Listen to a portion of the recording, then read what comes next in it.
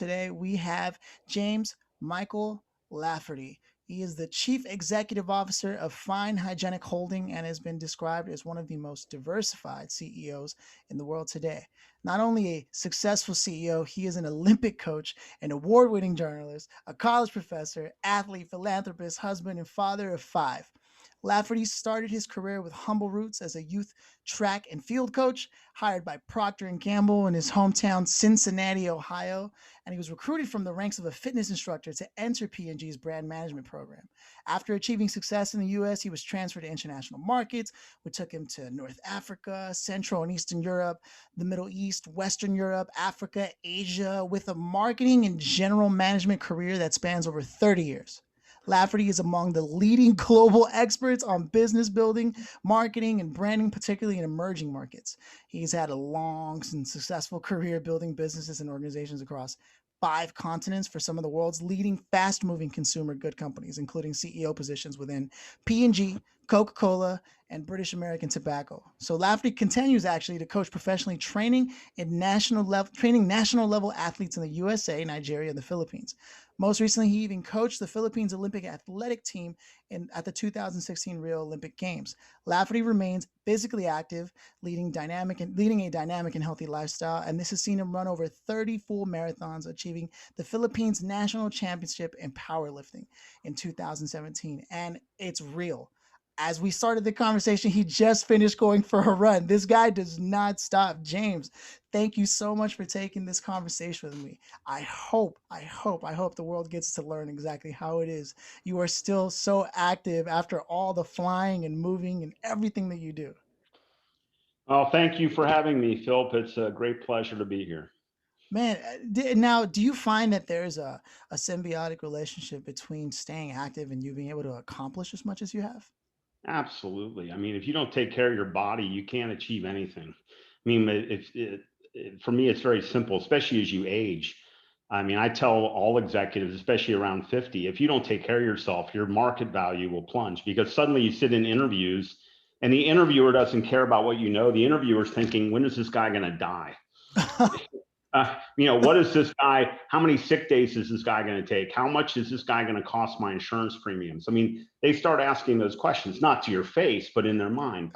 And I'm going on 60 years old, so I say I'm Really? competing with 40-year-olds and 35-year-olds, and that I've got to stay at a level where my health is at their level or better.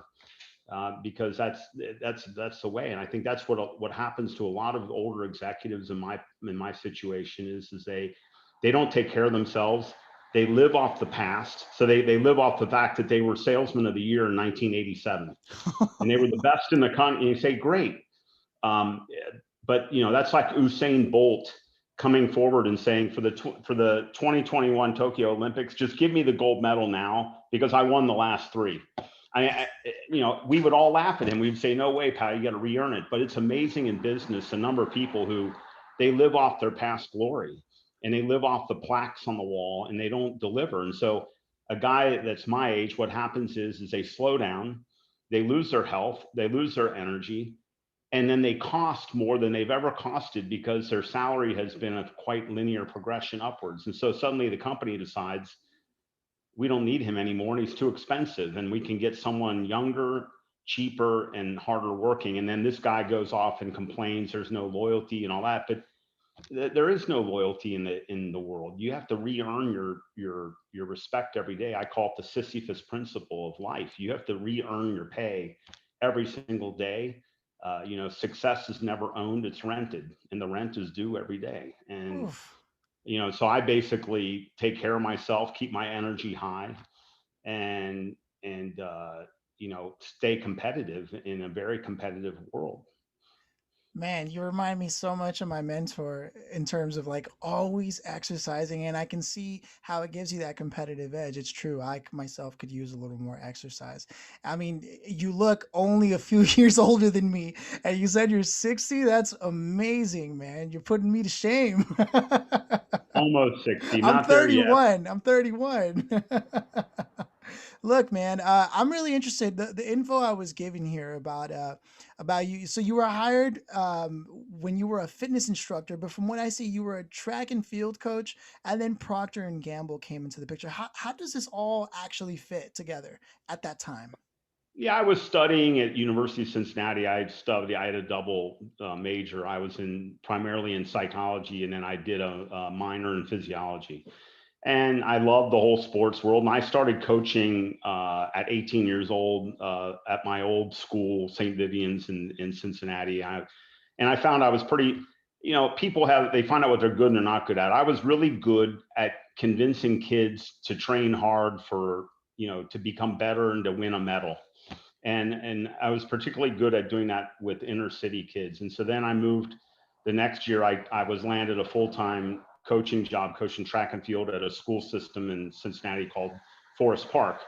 And these kids came from very mixed backgrounds, and I was really good at getting them organized. I wasn't like a great technical coach, but I was good at getting kids out, getting them inspired, and convincing them to listen to me and run every day and sweat rather than go out and sell drugs or get in trouble. And so we won a lot of things. And from there, I took a couple kids into the U.S. national team, and through that, I became coaching a number of the U.S. junior national team back in the early 80s, 1983, 1984. And in fact, my top sprinter at that time, had a big rivalry with Michael Johnson when they were both Wow. 14. So I had met Michael Jordan and worked, more coached against him, but worked with him from, the age of 14 when he was 14 years old. And then I stayed in that world, and I was coaching all the way up until I started a company my senior year in college, which was doing fitness consulting for companies. And this was the beginning of the wellness wave. This was 1984, Oh 1985. And yeah. we saw the future, and we said, and so myself and three doctors incorporated a company called Vivo Fitness, and we were hired by Procter and Gamble to run fitness classes for their executives. And I was being paid $5 an hour. It was 1985. I loved it, and I was basically doing consulting to overweight executives, how to lose weight, how to get fit. And P&G has always been a forward-thinking company. They thought, a happy employee, a healthy employee is a good employee. And so they started this trend. They were on the front end of the trend. And, coming back to serendipity, my life changes one day. I love what I'm doing, and I love the life, and I want to be a coach the rest of my life. I just wanted to coach track and field, teach junior high, and make $25,000 a year. That was all I wanted. Wow. And I'm sitting with this guy, and I'm measuring his body fat.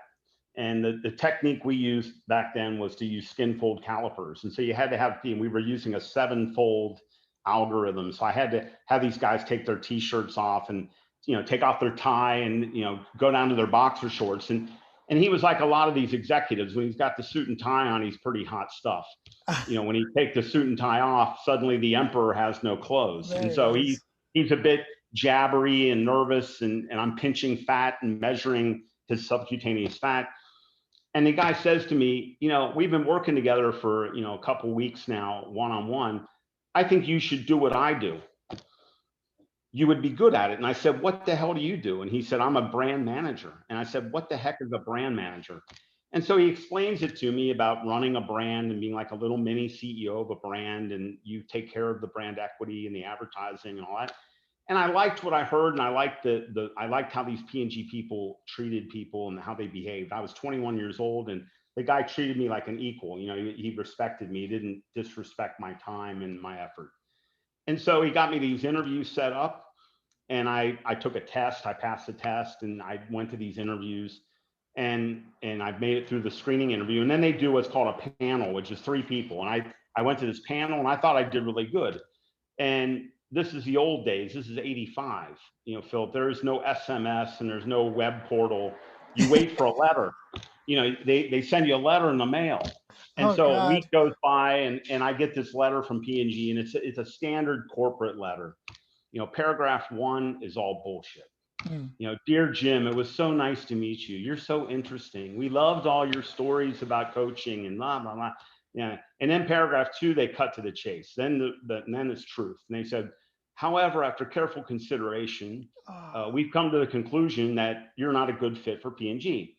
Now, at that point, most people say, okay, forget them, I'll find something else. But you know what? I was too stupid to do that. I was taught that you could be anything you wanted in life and you could fight. And so I go to the library and I look up who's the head of human resources. And it was this guy named Samuel Pruitt.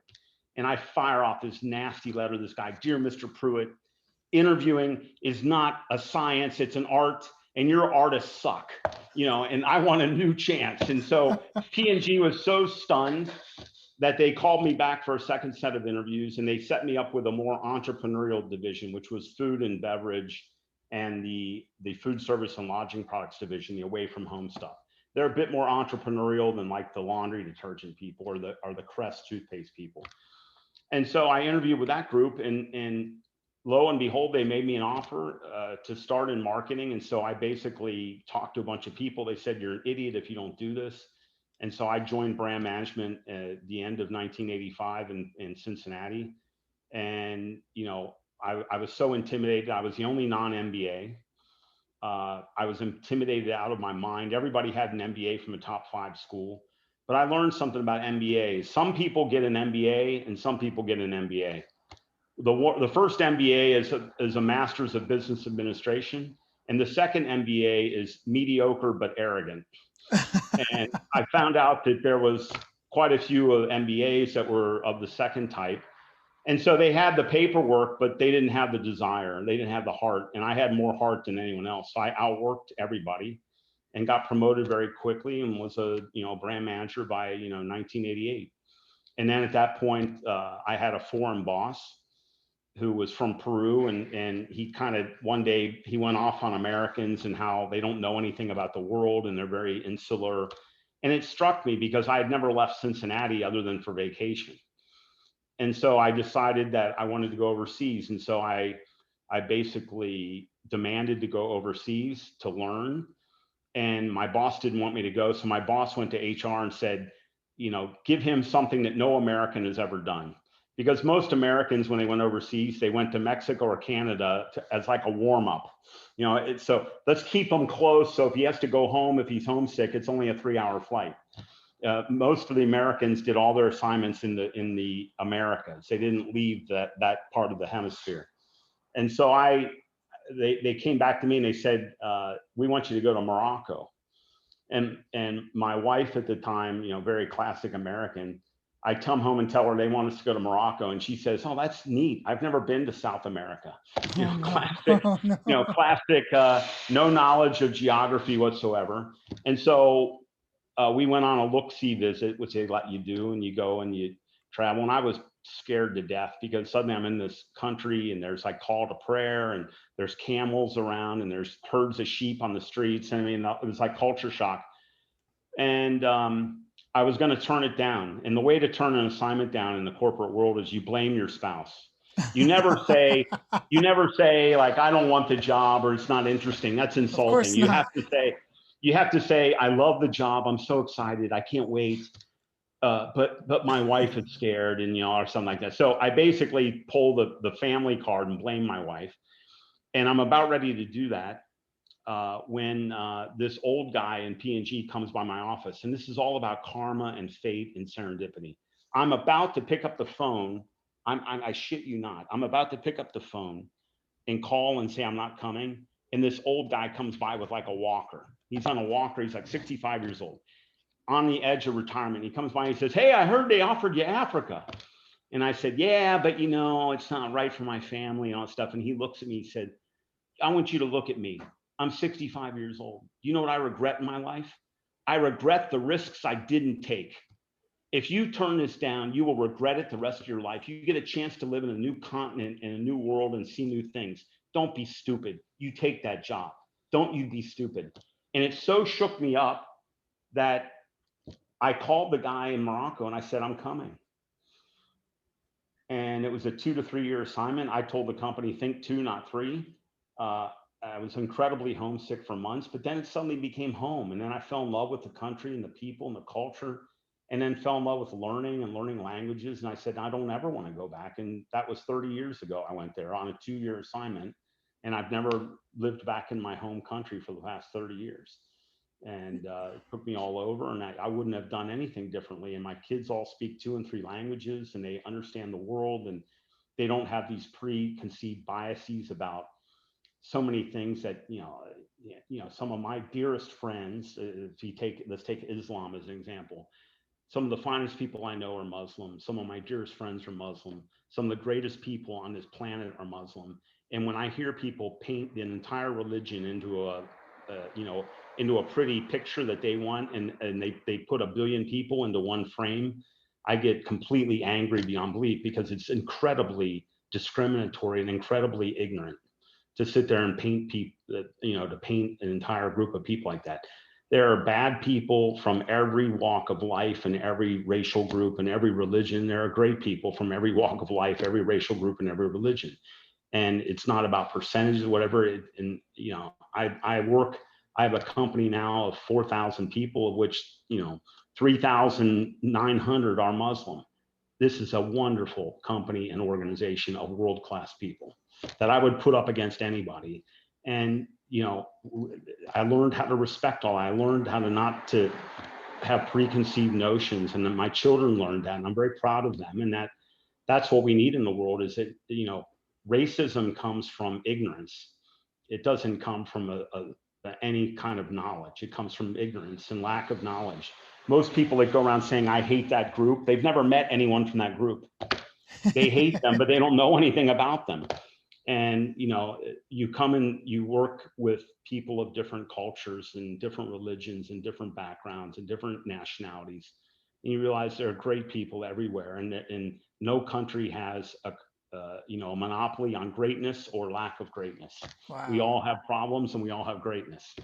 And, it's up to us to see that and look at people individually, and not, paint them with a paintbrush because of their passport or, where they choose to do their religious services at.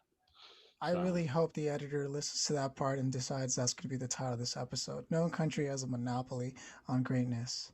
That's huge. Hearing that story and then your views on it tells me a lot about who you are as a person, and I can see why you never went back to America. It's truly humbling to hear where you've gone and where you've come from, and how that shaped you as a person. And obviously, no one can know everything about a person in one conversation, but I know enough now to feel inspired by the idea of learning how it is you run a 4,000 person company. From what I gather here, Fine Hygienic Holding is doing well, and this is during a pandemic. I mean, it's something that a lot of companies have decided to pivot completely. There are breweries that stopped doing beer and started making sanitizer, because that was the only way they could stay open. So have you had to pivot, or have you been able to stay the course with your main product line?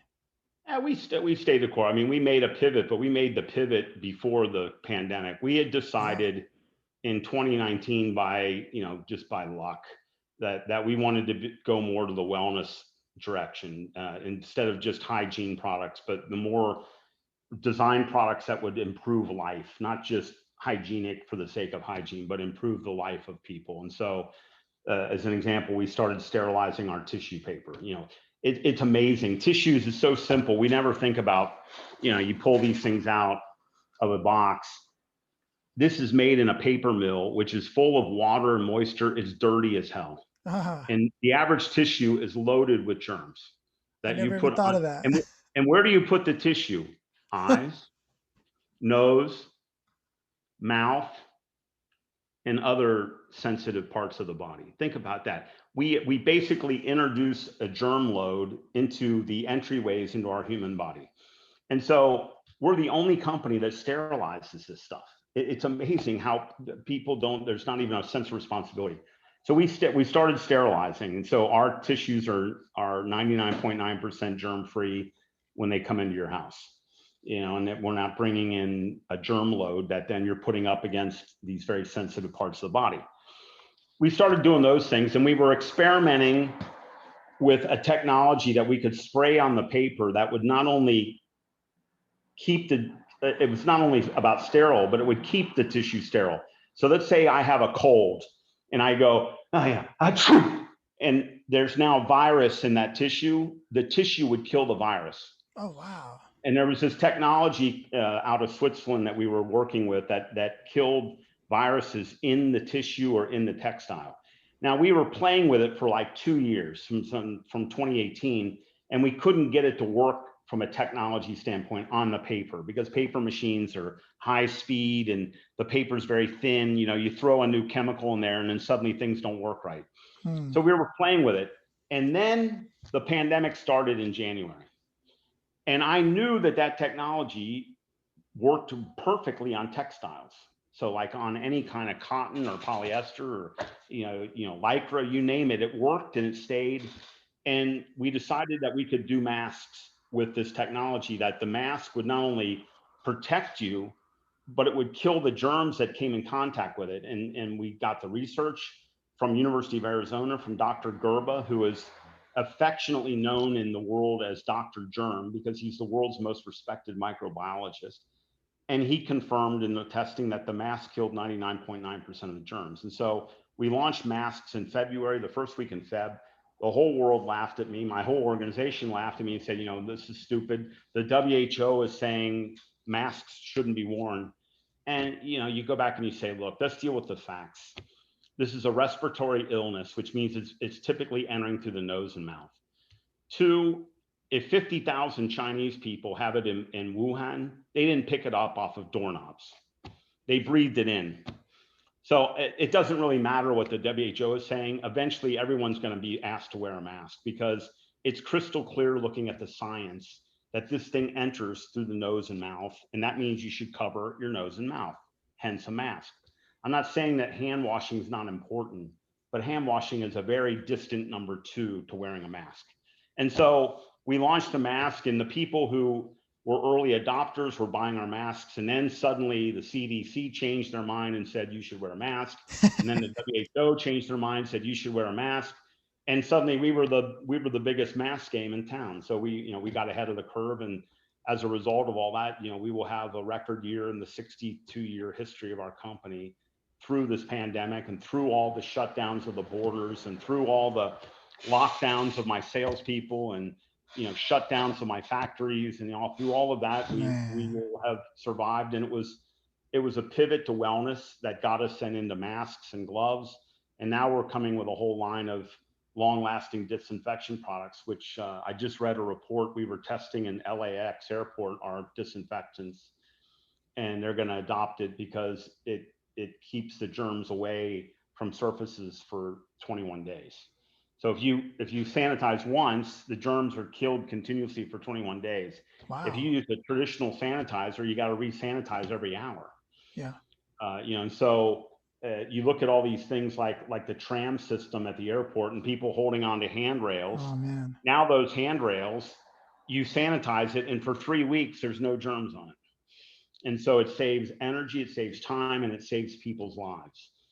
Because it reduces germ load, because there's no way with a standard sanitizer you can sanitize at a frequency that will keep people safe. You can't, because once that thing evaporates in alcohol-based sanitizer, germs re-land on the surface. So, you sanitize, walk out, 5 minutes later, someone sneezes, you got COVID back on all the surfaces.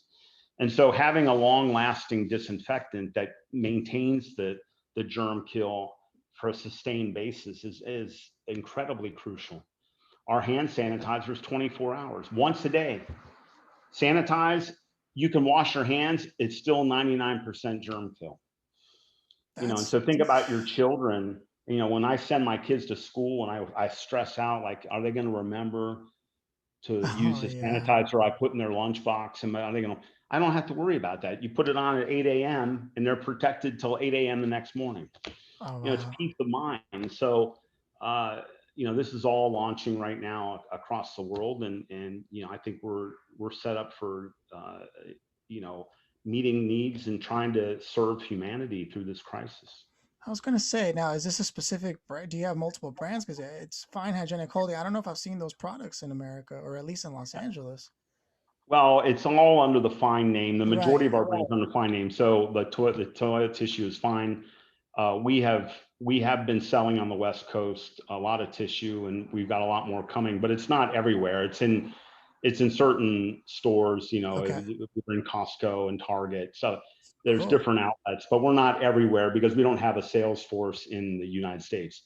And Okay. then our disinfection products are Fine Guard. They've been available online in the US Ah, I've through heard of that. multiple outlets. That's masks, gloves, and hand sanitizers. We sell a lot in the US, but it's mainly through online. And then I think in January, February, we'll be in some stores. But again, we're traditionally a Middle East, North Africa, or Sure. MENA company. So we don't have, I don't have a single employee in the US. I, We want some I of the don't, good so, stuff out here, man. so we're working with people and with brokers and, with consultants to help us get into certain parts of the US market. And Okay. I've obviously did everything I could to supply every friend and every family member who asked me for masks. I got masks to them right away, to take care of, the people that I care and love about. I mean, your products, they sound amazing, groundbreaking. I'm sad that I haven't heard of them before this conversation. And what you're doing is literal social impact. The type of business that you're doing. There's a few people that come to mind that I think I might introduce after this call that might be able to spur that forward. What you're Okay, trying to accomplish by jumping into sure. the market. But even like on Amazon, is that a place where someone might be able to find some of your stuff? Yeah, some It of them are on tends to be Amazon, iffy. Okay. but they're on Amazon Marketplace. I think the masks are on Amazon, and then there's a group of doctors that our masks. The research on the mask was reviewed by a group called the Medical Wellness Association out of Houston, Texas, Okay. and they reviewed all the data. We asked them to review the data, and they gave us the endorsement. That's the only mask in the world endorsed by the Medical Wellness Wow. Association. And these are doctors from, Cleveland Clinic, Mayo Clinic, the Oh, leading wow. wellness physicians in the United States. And so we have their endorsement. Now they have a wellness shop online at medicalwellnessassociation.com.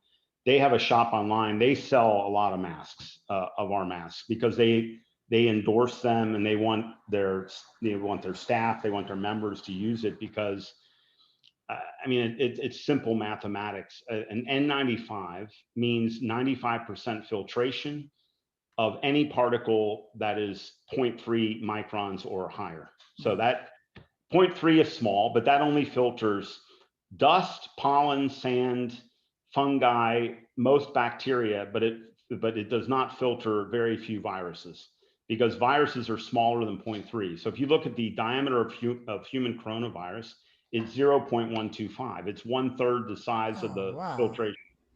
And, now a lot of viruses do spread in drops of vapor, so that will filter them. But singular viruses will pass through that mask. Yeah.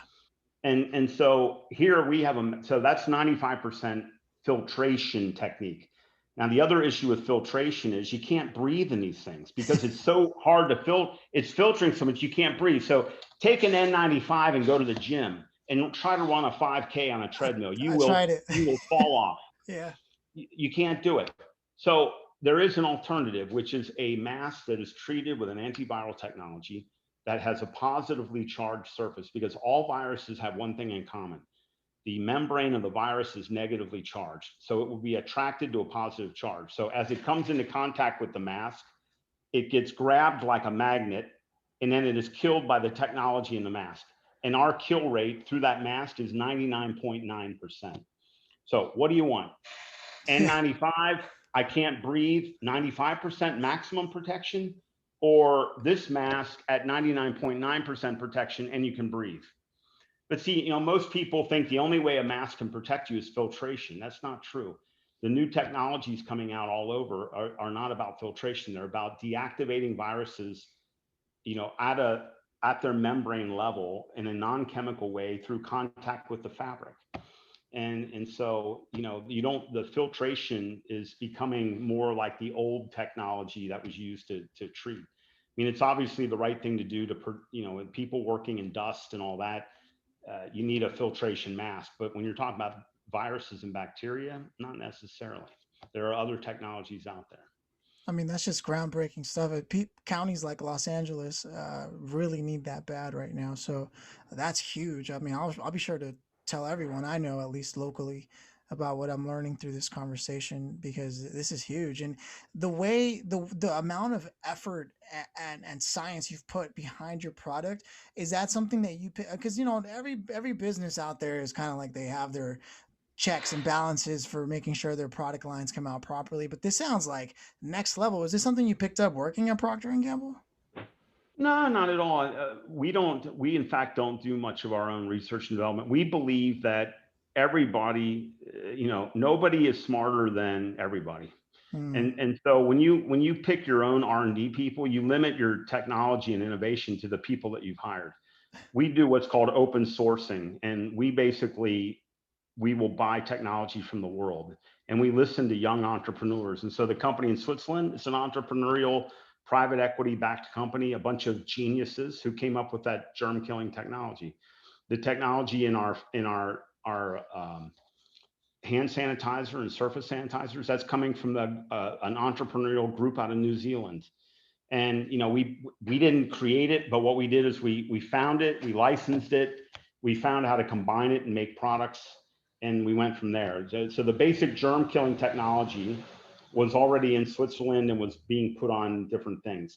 We were the ones that put it on masks and gloves and went out. We were the first mask and first glove, in the world that had that kind of antiviral technology to it. And then we invested the money to go to top universities like Arizona, like University of Berlin, University of Aachen in Germany, where you do peer-reviewed research, not paid research that has an intended outcome, but research that can be reviewed in the public domain and be critiqued. And we did research with leading scientists and said, does our mask indeed kill 99.9% of germs? And indeed, it was validated in 3 separate university studies that it kills the coronavirus, COVID-19, at a 99.9% kill. This is peer-reviewed data. I mean, it's as straightforward as you can get. So we don't do this in-house. The P&G method of R&D is basically in-house, which they're big and they do a good job, but I still think it's limiting. We're open to the world. And so we take from the world's geniuses from any country. So the technology on the masks is out of Switzerland and India. The technology that's coming in the liquid products is out of New Zealand. I mean, we're open to the world. We're open to anyone with a great idea. And we're prepared to listen to you. I have calls every week with different entrepreneurs that get through to me and they say, can I just give me a half an hour and let me present your stuff? And we say no a lot, but we also say yes. And I have a call later today with some guy in the UK who says he's invented some amazing, antimicrobial technology. And I say, okay, I'll listen. And we'll have a discussion and we'll listen. And we get to help these entrepreneurs and help them get started and get their idea commercialized, because many of these scientists are brilliant, but they don't have the commercial savvy to get it done. They think they do. They'll say, oh, I'm a smart guy and all that. But I sometimes shake my head. Sometimes the higher degree you have, the less there's a business sense. And so these guys are, what they do, they're amazing, but they're not amazing at everything. They're not amazing at running a company and setting up a route to market or writing advertising. They are amazing at their work, and they're changing the world. But sometimes you have to outsource the things you're not good at to someone else, and that's where we step in. There goes that MBA again, huh? Yeah. Yeah, man. No, wow. I feel like there's not enough time to really get into like more of what you're doing with your own physical fitness and how you get into coaching, because what you're speaking on in terms of the product building and how you're breaking the rules are, you hire your own R&D and you stay within. So you're exactly the kind of person this podcast was looking for in terms of entrepreneurship, in terms of your approach to making sure you break the rules and say, no, no, no, let's whoever's got the good idea and wherever the best research is, that's where we're going. That's the exact kind of attitude we expect from people who change things in the world. So honestly, that's exactly what I needed in this conversation, was somebody who's done it the way you've done it, who said it the way you said it, and got it across the way you did, for people to understand the power of open sourcing as far as business goes. And that's not even getting into the mechanics of how you run a company like that, which I imagine is different than something that's a little more closed looped. Um, but again, how much time do we really have to get into that? So I usually like to close out a conversation by asking, and this will speak to the point, of what we were talking about just a second ago. Uh, Business is interesting, and that's always about like who you know, and like, oh, I know a guy, I'll introduce you, or this and that. So if there's anybody at this juncture right now for Fine Hygienic Holding that you would love to meet and name or trade, because you never know who's listening, who or what would that be? Well, my favorite principle statement in life is: a principle is not a principle till it costs you something. Uh, you know, uh, People talk is cheap. It depends what you do. I mean, everybody I know will say to me, "I'll never take a bribe. I'll never take bribe. I would never accept bribery." That's easy to say when no one's offering you a bribe. I mean, it's easy to be courageous when no one's offering you money. The question isn't what you say. The question is when someone comes to you with a suitcase full of $200,000 and says, "Swing these contracts my way and you can keep the briefcase." Now we're going to find out what your principles are, because when people say, "Oh, he has no principles," I don't agree with that. Everybody has principles. The question is not whether you have principles or not. The question is what are your principles? So people that are sitting in a situation, if your principle is do the right thing and someone offers you a $200,000 bribe, well, now we're going to find out what your principle really is. Because if you accept the bribe, you violate, you're a crook. You're basically a criminal. If you don't take the bribe, you deprive yourself of $200,000, Yeah. and there's a big price. And and the person that takes the bribe, they have a different principle. Their principle is I'm going to take advantage of situations that enrich my family. Okay, it's a principle. It maybe isn't a good one, but it's a principle. I mean, this is how you explain, infidelity in marriages. I mean, I think Yeah. everybody who gets married, they naturally assume this is going to be it. They're going to be true to their spouse. But then it's easy to stand on an altar in a church and say, "I do." Do you agree to remain true until death do you part? I do. It's easy because there's nobody off the altar in a bikini saying, "Hey, if you say no, I'm here." You don't have a choice. But we'll find out later, when you're in a situation and your spouse isn't there and you have an opportunity to cheat, do you take advantage or do you go and sleep alone? And now we're going to find out.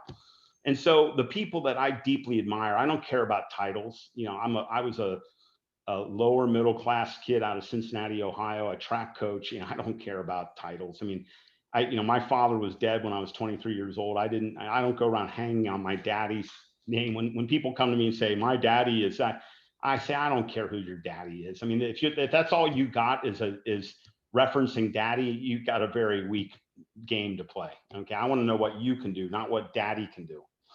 I look at people with that are of huge principles, and that's often leaders in the world, and there's not enough leaders with principles in my view. But you look at a person like a Mandela, who stayed in prison for 22 years. He could get out if he would sign a confession, but he stayed because he refused to violate the principle. I mean, what an amazing decision. He could go see his wife and kids, and he says, "No, I'm not signing a confession. You can keep me locked up. I'm not going to violate my principles." How can you not admire the man? I mean, and if he had signed those papers and gotten out of jail, we wouldn't even know his name today. uh, I look around at the world. There's very few leaders in this world that I can put they're playing focus groups and policies, and they swing with the wind based on voter sentiment. They don't stand with any kind of backbone. The last one for me was John McCain. Where I say, damn, honestly, when he ran against Obama, I was constantly a coin flip, because I said, what, even if Obama loses, I have so much respect for John McCain that I don't mind. I mean, it was the only presidential election I ever voted in where I literally didn't mind, because I thought both of them were superb. I guess today the only one that sticks out that I was put on a pedestal is Jacinda Ardern from New Zealand. I put her on a complete pedestal. What a leader! The way she has handled these crises, handled a pregnancy and a delivery, handled coronavirus, handled the explosion, in New Zealand, and how she embraced and calmed the anti-Islamic sentiment that came with that. That woman is just simply outstanding, and I think most leaders in the West today pale in comparison to her. And she puts her people first. She puts her country first, and she tries to bring people together, not divide them.